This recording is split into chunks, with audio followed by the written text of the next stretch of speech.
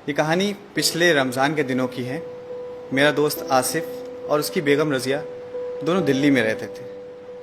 बड़े शहर की तेज़ी और नौकरी से वक्त ना मिल पाने की वजह से दोनों ईद की तैयारी नहीं कर पाए थे। तो संडे का दिन था और आसिफ ने अपनी बेगम से कहा कि जल्दी करो, हमें बहुत सारी तैयारी करनी है और हमारे पास सिर्फ आज ही का दिन है। ये कहते हुए आसिफ अपने कमरे से बाहर निकल गया और बाहर तभी उसकी नज़र बाहर बैठी हुई लॉन में उसकी अम्मी पे पड़ी। अम्मी जो कुछ ही दिन पहले उसके घर आई थी गांव से। इतने साल से वो अकेले रहती थी और पहली बार ईद मनाने के लिए अपने बेटे के साथ शहर आई थी। आसिफ कुछ सोचते हुए वापस अपने कमरे में गया और उसने अपनी बेगम यानी रज़िया से कहा कि रज़िया, तुमने अम्मी से पूछा कि उनको ईद पर क्या चाहिए?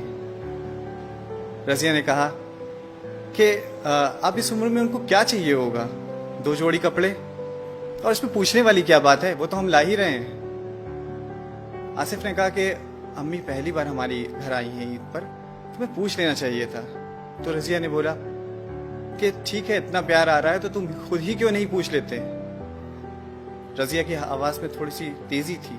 ये कहते हुए रज़िया तेजी से बाहर निकल गई। आसिफ अपने अम्मी के पास गया। उसने बोला कि अम्मी, ईद पर हम लोग खरीदारी करने बाहर जा रहे हैं, आपको कुछ चाहिए तो नहीं?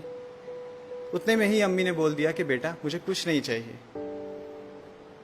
बहुत जिद करने पर, आसिफ की बहुत ज्यादा जिद करने पर अम्मी ने कहा ठीक है, तुम इतनी ज्यादा जिद कर रहे हो तो ठीक है, मैं तुम्हें लिख कर दे देती हूँ। तुम और बहू इतनी सारी खरीदारी करनी है, कहीं भूल ना जाओ। अम्मी कमरे में जाती है और कागज पे कुछ लिख के उसको फोल्ड करके वो पर्ची दे देती है। आसिफ वापस अपनी कार में आता है और बैठते हुए रज़िया से बोलता है कि देखा, अम्मी को भी कुछ चाहिए था। मैंने तुमसे कहा था ना कि इस उम्र में भी लोगों को बहुत कुछ चाहिए होता है, रोटी कपड़े के अलावा भी उनकी और ज़रूरत होती है। तो रज़िया कहती है ठीक है, पहले हम अपनी खरीदारी करेंगे, उसके बाद हम अपनी जो तुम्हारी लिस्ट है तुम देख लेना और फिर शॉपिंग कर लेना। गर्मी के दिन थे, काफ़ी तेज़ गर्मी थी। दोनों ने अपनी खरीदारी करी और दोनों थक के जब वापस आए और कार में बैठे, आसिफ ने एसी को ऑन किया और वो ठंडी हवा उसके चेहरे पे पड़ रही थी। उसने चैन की सांस ली और तभी उसकी नज़र सामने रखी हुई उस पर्ची पर पड़ी जो उसे माँ ने दी थी। वो पर्ची आसिफ ने उठाई और पढ़ने लगा। तभी रज़िया बोली कि इतनी बड़ी लिस्ट, पता नहीं क्या क्या उसमें लिख के रखा होगा माँ ने, पता नहीं क्या क्या उसमें माँ ने भेजा है, क्या क्या लिखा है।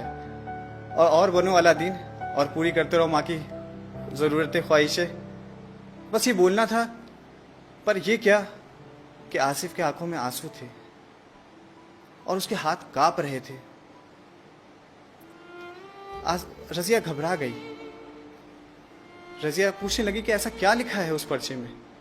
रज़िया ने पर्चा छीन लिया, मगर रज़िया हैरान थी कि इतने बड़े पर्चे में सिर्फ चंद ही अल्फाज लिखे थे। उस पर्चे में लिखा था कि बेटा, मुझे ईद तो क्या, किसी भी मौके पर कुछ नहीं चाहिए। फिर भी तुम जिद कर रहे हो तो तुम्हारे शहर के किसी कोने में मिल जाएं फुर्सत के कुछ पल, तो मेरे लिए लेते आना। ढलती शाम हो गई हूं मैं, अंधेरों से डर लगने लगा है, बहुत ज्यादा डर। पल पल बढ़ती हुई मेरी तरफ मौत को देखकर। जानती हूं हक है, टाला नहीं जा सकता, पर बहुत घबराहट होती है अकेलेपन से। तो जब तक तेरे घर पर हूं, कुछ पल बैठा कर मेरे पास, थोड़ी देर ही सही बांट लिया कर मेरे बुढ़ापे के अकेलेपन को। बिना चिराग जलाए ही रोशन हो जाएगी मेरी जिंदगी की हर शाम। बहुत दिन हो गए बेटा, तुझे छुआ नहीं, तो फिर से आओ एक बार मेरी गोद में, सर रख, मैं सहलाऊं तेरे सर को और मुस्कुरा कर लगाऊं मौत को गले। क्या पता अगली ईद रहूं ना रहूं। तो दोस्तों, ऐसी होती है माँ। इस ईद हमें अपनी माँ को कुछ तोहफे में खाली हम सिर्फ अपनी कुछ पल दे सकते हैं। कुछ पल बैठ के उनके साथ गुजारना ही उनके लिए बहुत बड़ी बात है। तो मैं आखिरी में बस जाते जाते एक कुछ अल्फाज, कुछ चंद शेर आपकी नज़र करता हूँ कि खुशी कहते हैं किसे, ऐ मेरे हमदम समझ लेते। खुशी कहते हैं किसे, ऐ मेरे हमदम समझ लेते, अगर तुम दूसरों के गम को अपना गम समझ लेते। अगर तुम दूसरों के गम को अपना गम समझ लेते और कभी बहने ही नहीं देते उन्हें हम पाक आंखों से, कभी बहने ही नहीं देते उन्हें हम पाक आंखों से, अगर माँ बाप के आंसुओं को हम जमजम समझ लेते, अगर माँ बाप के आंसुओं को हम जमजम समझ लेते, मुसलसल ठोकरें तकदीर का हिस्सा ही नहीं बनती। अगर पहली ही ठोकर का इशारा हम समझ लेते, अगर पहली ही ठोकर का इशारा हम समझ लेते, और बगल वालों के घर एक भी फाका नहीं होता। अगर रोजे का मतलब और माने हम समझ लेते, रोजे का मतलब और माने समझ। Thank you.